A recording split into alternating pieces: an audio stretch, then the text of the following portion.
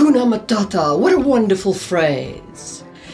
It means be happy for the rest of your days. Except, meerkats are kind of dodgy. They're honestly not the most friendly of creatures. They live in things called mobs, and there's a reason why that name reminds you of the mafia. But what does that have to do with fantasy world building? Well, I would like to discuss how extreme pressures of the environment can cause a creature or a species to develop eusociality, and what impact that would have on the culture of your fantastical race. Welcome to another episode of Just in Time Worlds with your host, Marie Mullaney. If you like this kind of content and you want to help me make more of it, you can join the channel and gain these cool perks, and you will gain early access to my videos for wood membership or above. And of course, every member, every super thanks helps me know that my content is appreciated and helps me make more of it. So thank you very much to my members who do support me in this endeavor every day. Okay, enough of that. Let's talk about eusociality, extreme environments, and the impact it has on fantasy cultures. Let's start by discussing some basic facts of meerkat society and why I wanted to use them as an example for this kind of society. So first, I suppose I should define what a meerkat is. I assume that everybody knows that, but a meerkat is a mongoose type animal that lives in Africa, in the Kalari desert in the southern tip of Africa. They are animals that live in family units called mobs, where several families will form a conglomerate, and there is an alpha male and more importantly an alpha female, because meerkat society is female dominated. Like hyenas, meerkat females actually produce more testosterone than their male equivalents, almost twice more, in fact. So they are a very matriarchal society, a very female-led society. And that brings us to eusociality. In meerkat society, only the alpha female is allowed to breed. So everybody else in the mob, female, male alike, have got jobs related to ensuring that the kids get to be brought up in this world, that they survive to the next generation. And we will get to why that happens evolutionary and what exactly eusociality means.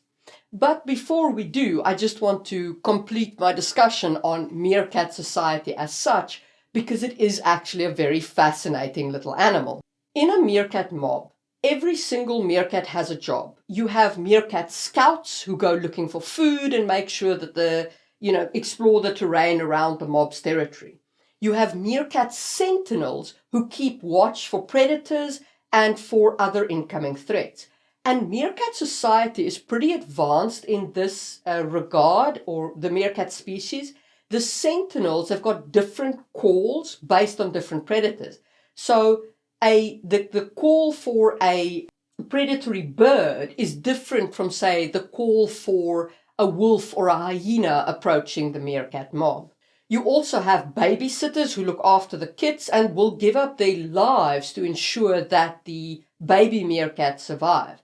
And you have mentors who teach the kids to hunt, and they will even mutilate scorpions and other such prey and give that half-dead creature to the kids so that they can get used to the experience of hunting. Wonderfully, meerkats also do have inter-mob violence and sometimes warfare. Generally speaking, males start the conflict between mobs, whereas the alpha female will generally maintain the discipline inside the mob with violence against those who trespass against her rule. Most importantly, by having kids that are not hers. Only the alpha female has babies. That's it. Anybody else's babies are killed, and the female who had the babies is exiled from the mob, which in the harsh environment of the Kalahari is pretty much tantamount to a death sentence. I should briefly talk about the Kalahari here. It is an intense desert in sub-Saharan Africa. It has red sand dunes, it has a lot of rocks, it is very, very hot, and it's just below the Namib Desert. So there's Namibia, and then there's Botswana and South Africa, and the Kalahari lies there at that intersection. It is an extreme environment with some extreme animals. There are lions, there are snakes, there are vultures, and a vast array of very, very dangerous creatures. So I've in the past called Europe the PvP server of the world. In the same way, the African environment is an intense PvE environment. The wildlife of Africa is incredibly dangerous. And due to the climate and the wildlife pressure, the meerkats have evolved this eusociality in order to survive. This very strict hierarchy that makes sure that there is a next generation. So, let's talk about eusociality now.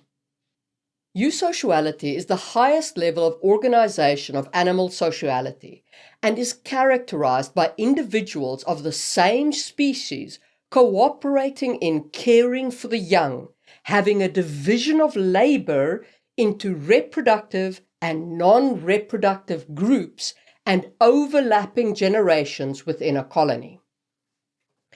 Insects are the primary exemplars. So while eusociality can be found in a couple of species outside of insects, like mole rats and meerkats, as we've just discussed, the most well-known eusociality organisms are insects such as ants, bees, and termites. In eusocial colonies, typically only one or a few individuals reproduce, while the majority do not. For example, in honeybee colonies, the queen is the primary reproductive individual, while worker bees do not reproduce. In the meerkat society, the alpha female reproduces, and nobody else does, on pain of death. And workers perform very different roles. Your worker division can be based on age or on physical characteristics. For instance, some might forage for food while others defend the nest or care for the young. And this could be as it is in bee society, where somebody is bred for it, or it could be like meerkat society, where it's more of a job that you are because of the age that you are at. Now, eusociality presents a very interesting case for evolutionary biology. How can sacrificing personal reproduction benefit an organism's evolutionary success? The answer lies in kin selection. By helping close relatives like siblings or nephews and nieces reproduce, an individual is indirectly promoting the spread of its own genes. And setting aside insects, which is a different evolutionary path, if we think of where it happens in mammals, it is with animals that are in extreme environments. And in those extreme environments, it is important that your family's genes survive, and everybody needs to work together to ensure that survivability of the genes rather than focusing only on your own genes. Obviously, again, I'm not trying to personify evolution. Evolution works because of natural selection, not because of it has an end goal in mind. Its only end goal is to propagate the genes. I'm just saying it makes sense in that kind of environment that those creatures that prioritize their family genes survive will see a part of themselves passed down. And those who do not, those who are selfish about it, will not see that growth of their own genes being passed down. Now, I often say this on this channel, I am not an expert in any of these topics, and the origins of eusociality are a subject of enormous research and debate. Some hypotheses suggest that it evolved in environments where resources were clumped and hard to monopolize without cooperation, while others focus on the benefits of defense against predators. So the net end result here is, I don't take my word for why this happens.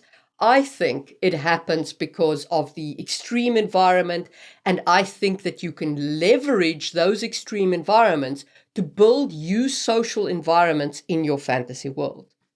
Now, what are some of the attributes of a eusocial environment besides the reproductive one that we know about? Complex communication is an attribute of a eusocial environment. These organisms often have advanced communication systems. Honeybees can perform a waggle dance to communicate the location of food sources to other members of their hive. And we spoke about the meerkats, who have the sentinels that can cry out with different cries based on which predator is coming for the mob. There are also actual physical differences sometimes. So in many eusocial species, reproductive individuals tend to live longer than non-reproductive ones. Queen ants or bees can live for several years or even decades, while workers might just live for a few weeks or a month. So depending on how you construct your species, you might end up with the different roles having actual physical differences. And please do note that while eusocial colonies are cooperative, they aren't always without conflict. Worker bees can sometimes rebel against a non-performing queen and replace her. Or, as I said, there could be meerkat females who have babies that they're not supposed to have, and the alpha might exile that female from the mob. Or perhaps the alpha's leadership could be challenged by that female, and it could be the alpha female who ends up being exiled. So it's not just one huge kumbaya harmonious environment. A eusocial colony does have its conflicts. And if you enjoyed this discussion of eusociality, hit the thumbs up button, and let's talk about how you can apply this to human society and why I think it would work.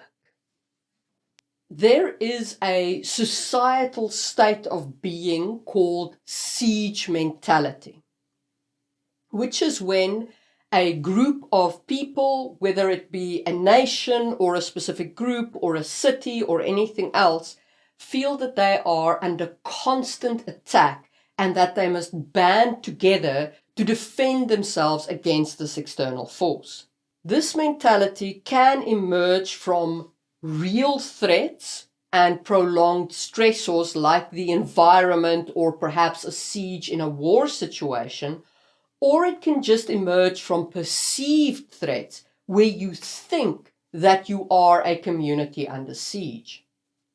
For an example of this, I'm going to discuss the siege of Leningrad during the Second World War. The siege of Leningrad took place from 1941 to 1944 in Leningrad, which is now St. Petersburg, in Russia. It's a city that's about 150 kilometers from where I live, so just a little bit down the road, really. Not accessible at the moment for reasons unrelated to this video. So, the German and the Finnish armies encircled Leningrad and cut off its food supplies and all contact with the outside world. And during that period, this is how that siege mentality manifested within Leningrad from the historical accounts that we have. For 872 days, the city was cut off from contact, from reinforcements, from supplies, from everything. Of course, one of the first and biggest elements was starvation and scarcity of food. there was an enormous shortage of consumable food, and residents resorted to fairly extreme measures. They ate leather, they ate whatever animals remained in the city, including pets. They even tried their hand at eating tree bark. These dire circumstances and these dire needs bound the people together in a defense against the external forces encircling their city. Amidst all the horror, the stories that shine through in Leningrad are the ones that speak of how people banded together. Neighbors would share food with each other. Families would take turns standing in long lines for what rations there were. Communal kitchens were established where people could get at least something to keep them going for the day. Of course, the city was actively involved in its defense, and there was constant defensive, and they were on the constant lookout for both attacks and for people turning against the city and trying to betray the city. And this, of course, bred a certain defensiveness and suspicion inside the city. And even in such dire circumstances, they engaged in a cultural resistance. The Leningrad Symphony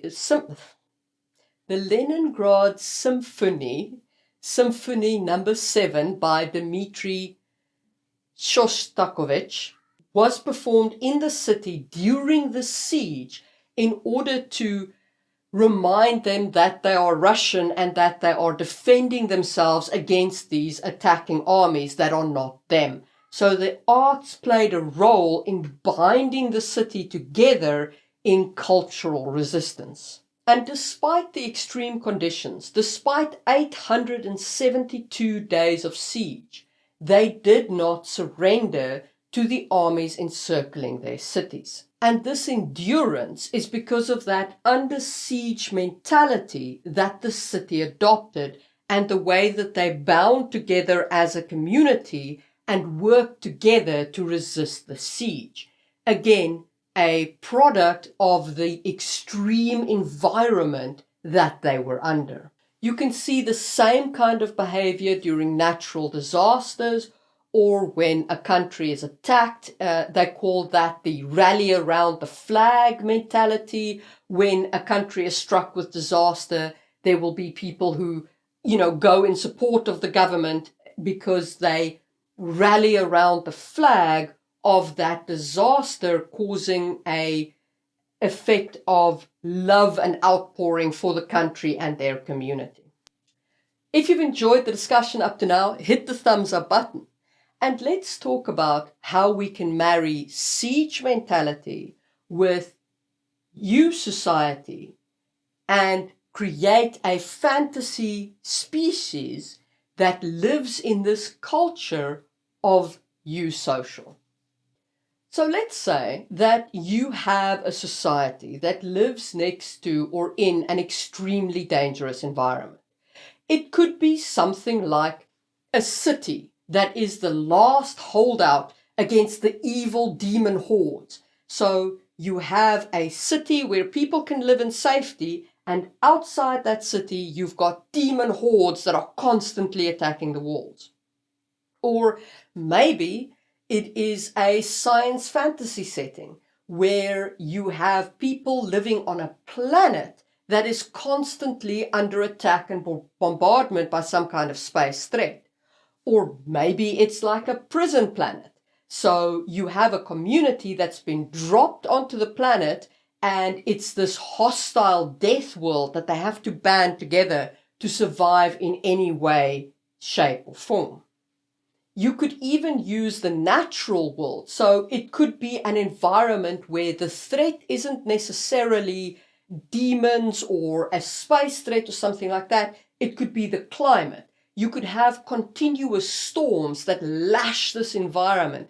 Maybe there are storms that are radiation infused and can put the people under immense pressure, creating this siege mentality that can lead to eusocialism, that can lead to this eusocial community developing. So what would happen to this kind of society?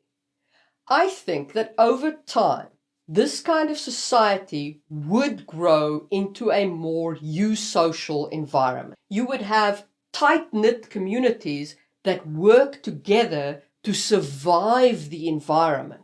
And this might become an attribute of their social evolution, so that even once they start gaining more control over their environment, but especially before they gain control over their environment, I think that hierarchy will become a very important attribute. And the reason for that is because in those kind of environments, you need that kind of quick decision making from a strong and competent leader, because if you don't have it, then you could dither away too much time trying to decide on a course of action, and then the storm hits and you're all dead. So that kind of society often gives rise to strong hierarchical elements.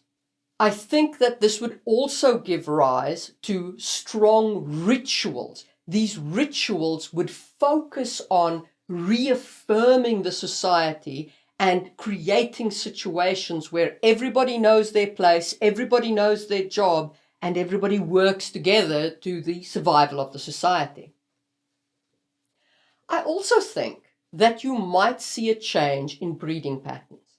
It might be that the society, even if they're human, even if you base them on humans or a human-like species, they might, instead of going for the kind of man-woman relationship, they might end up with one female who her genes are the ones that are carried forward, and there are certain males who are allowed to breed with her. I did explore this to a lesser extent in my Kisangi continent, and I address it in the second book of my epic fantasy series, The Ducal Heir, where I explore the relationships that have grown in the desert of Kisangi. So here, in this society, they have developed a threesome marriage. 2 men marry 1 woman.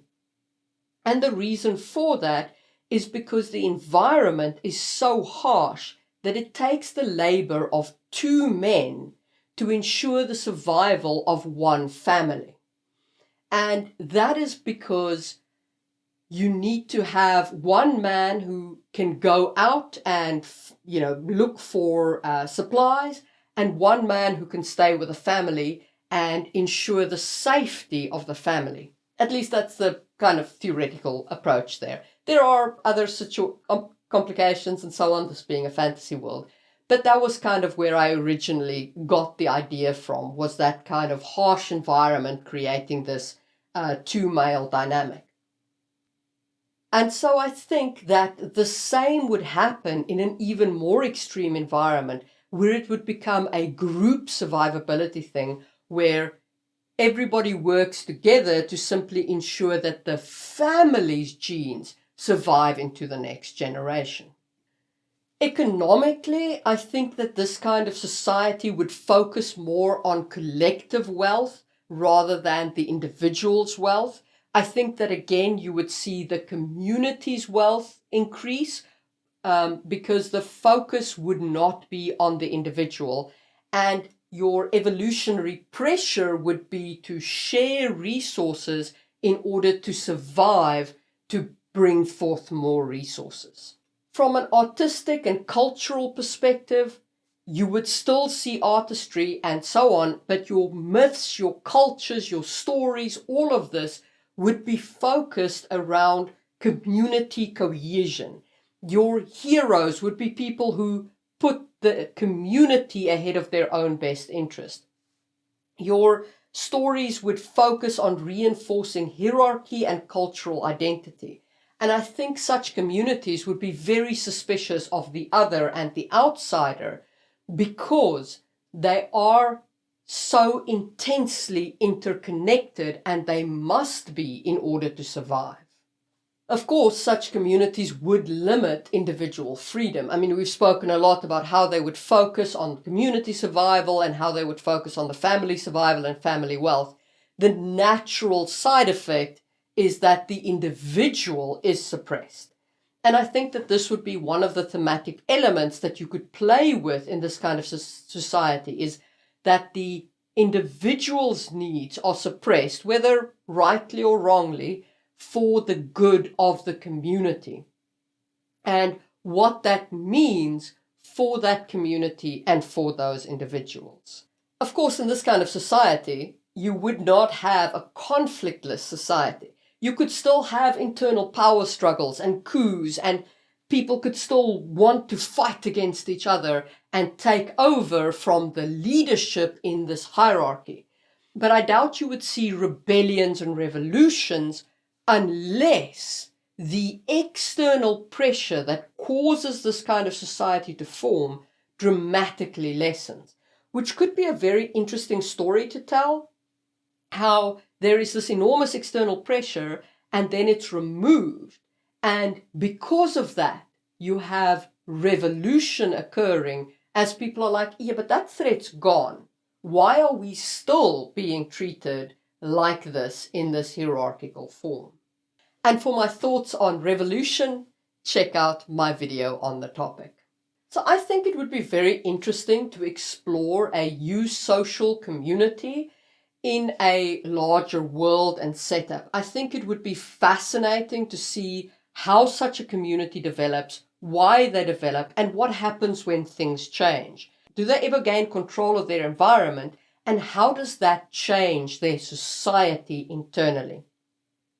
And what happens if the external threat is another intelligent species, or even the same species, in a war situation, the way it was for Leningrad? Could such a society develop if that pressure is kept in place long enough? And those are my thoughts on eusocial environments in fantasy worlds. Let me know in the comments what you think and how you think eusocial environments can be used in fantasy worlds. And if you like this video, consider supporting the channel by purchasing a membership or giving this video a super thanks. And if you're interested in this kind of topic, maybe check out my video on creating monsters in fantasy world. Now, the thing about these videos, that right here, these recommended videos, if you click on them and you watch the next video on the channel, it lets YouTube know that my content is loved. So please do go ahead and show your support by clicking on the video.